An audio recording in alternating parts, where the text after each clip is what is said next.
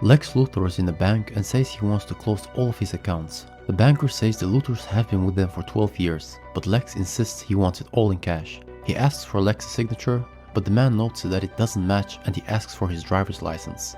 Lex then pulls out a gun and tells the man to fill the bag. As Lex is running out of the bank, he meets Clark, whom he throws into a shop. Suddenly, Clark sees an X-ray image of Lex with some green in him. A woman with the bag from the bank goes to her daughter, Tina, and asks her how she got all of this money. She says that she promised she'd solve all the problems. She then transforms into Lex. Her mother argues with her about stealing. As she wants to bring it back, Tina pulls the bag, but her mother falls down the stairs and then dies.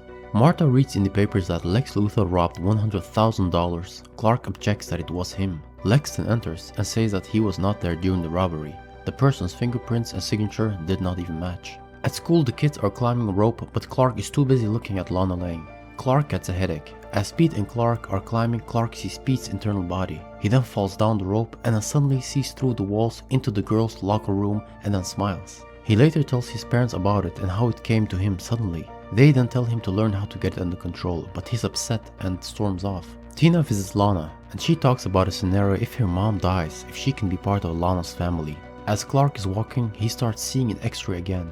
He then sees Tina entering a shop. Clark then visits the antique shop. Her mom then greets them, but acts a bit odd. As she goes to fetch Jonathan's lamp, Martha finds a large amount of cash. Tina's mom says it was paid by a client and she had lost it. She tells Martha to come back next week and steals her keys from her purse. As Martha leaves, she then transforms back into Tina. As Martha's outside, Clark comes riding on the sidewalk trying to hit Martha, whom he then misses. We then see the real Clark come up to her. Jonathan says police found the truck. Martha then suspects Tina's mom and the stolen cash. They're confused. Clark suspects, but is not sure. We see Lana, who finds a particular book in her garage and tells her Aunt Neil that she lied about her mother. As Lex walks out of a coffee shop, a man sitting on his car by the name of Roger Nixon from the Metropolis Inquisitor. The man then talks about the newspaper and mentions Lex's juvenile record and blackmails him about his past and asks for $100,000 if he doesn't want to see it in the newspapers. He then tells Lex his father can't hide him forever and hands him his card. As Lana comes home, her aunt tells her she didn't lie to her about her mother. She says that she would have been proud and loved her. But Lana says she lied because her mom didn't like cheerleading and didn't even want to stay in Smallville. But her aunt says that she couldn't have told her that her mom was unhappy. But she also read a diary of a girl who was just 17 years old. She tells Lana that her mother was a bright student and hoped her children could make a difference. At school, Clark is observing Tina. Pete tells Clark that she idolizes Lana. Tina asks Lana if she can move in with her and her aunt as her mom's away. Lana is hesitant, but Tina insists and then gets mad. As she leaves, Clark scans her locker and finds the bag with money in it. Tina notes him, but he then leaves. Clark tells his parents that he was able to focus using his X-ray vision and he found also the stolen money.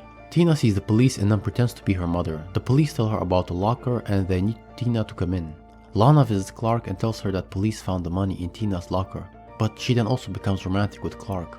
However, this is Tina and she then throws Clark through the barn. Lex Luthor is visited by Nixon, who came for his money. And as he takes the money and leaves, Lex tells him if he walks out, he'll disappear. That he will erase all of the records of his existence. He tells him to call his bank and see if his account still even exists. But his phone has already been disconnected by Lex. Lex says he will give him a new identity. Nixon wants to give the money back, but Lex strikes back and says that he will also take down his brother for the juvenile records. He tells him that he will work for him from now on. He then also leads him into a room with his wrecked Porsche. He tells Nixon he needs to solve the case how he survived this crash. Lana visits Clark and tells him about her mother's diary. Lana speaks with Whitney and asks if she can borrow his coat, as she's cold. But this is actually Tina. Clark and Pete look into Tina's mom's shop. He then sees a skeleton in the closet. They enter the shop and then find Tina's mom. They also find notes with Lana's name on it. Clark says that Tina wants to become Lana. During the evening, Lana's at her mom's grave. Whitney then approaches her and tells her that her parents are dead and that she needs to deal with it. It is Tina. She then strangles Lana and then buries her in a chamber grave. We see Clark who's looking for Lana, but he's approached by Whitney. Clark weakens because of the meteor stone and he then strikes and throws him away.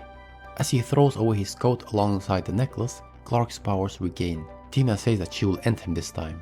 They then fight and Clark gets the upper hand. Clark sees Lana in the grave with his X-ray vision. He then saves her. Later on, as Lana's feeling better, Chloe gives her a recording from mom of her graduation address from 1977. She then enters the home with Whitney. Clark can see her with Whitney. Clark asks his mom what she would do if she could see everything. She says, "Learn to close my eyes." Lana then listens to the recording in the car during the rain. She's happy and emotional.